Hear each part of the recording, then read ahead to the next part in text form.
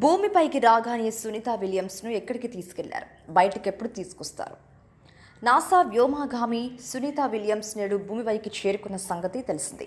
క్రూ-9 machine సభ్యులు అంతర్జాతీయ అంతరిక్ష కేంద్రం నుంచి విజయవంతంగా భూమిపైకి వచ్చారు.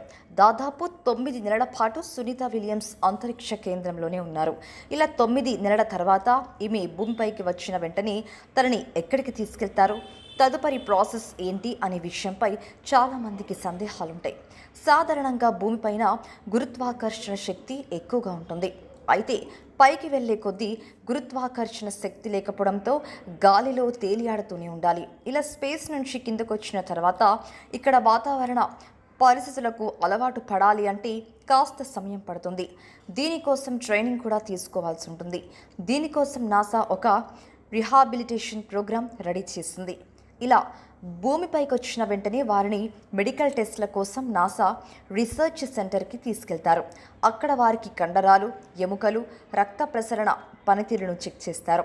ఇక వీరు భూమిపైకి వచ్చినప్పటికీ కొద్ది రోజుల పాటు అంతరిక్షంలో ఎలాంటి వాతావరణ పరిస్థితులు ఉంటాయో అలాంటి చోట వారిని పొంచి మెల్లమెల్లగా భూమిపైన వాతావరణ పరిస్థితులకు అలవాటు చేస్తుంటారు. అంతరిక్షంలో మైక్రోగ్రావిటీ ఉండడం వల్ల భూమిపైకి వచ్చిన తర్వాత తరచూ డాక్టర్లు వారికి బ్లడ్ టెస్టులు చేస్తూ ఉంటారు.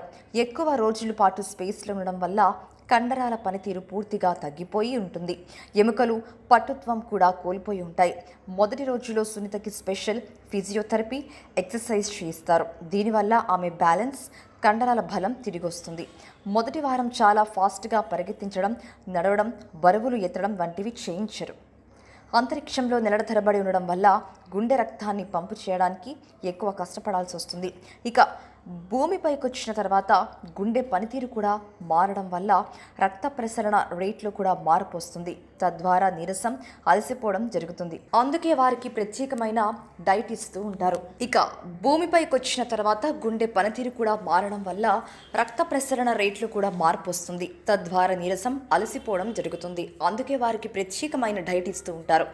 మొదటి వారం తర్వాత నెమ్మదిగా వర్కౌట్ చేయడం ప్రారంభిస్తారు. అలాగే డాక్టర్లు తరచూ వారి శరీరంపై గ్రావిటీ ఎలా ఉందనే విషయాన్ని పరీక్షిస్తూ ఉంటారు. బ్యాలెన్స్ ఇంప్రూవ్ చేయడానికి vertigo test, motor skill test చేస్తారు. ఇలా కొన్ని నెలల తర్వాత పూర్తిగా భూమిపై ఉన్న వాతావరణ పరిస్థితులకు అలవాటు పడతారు.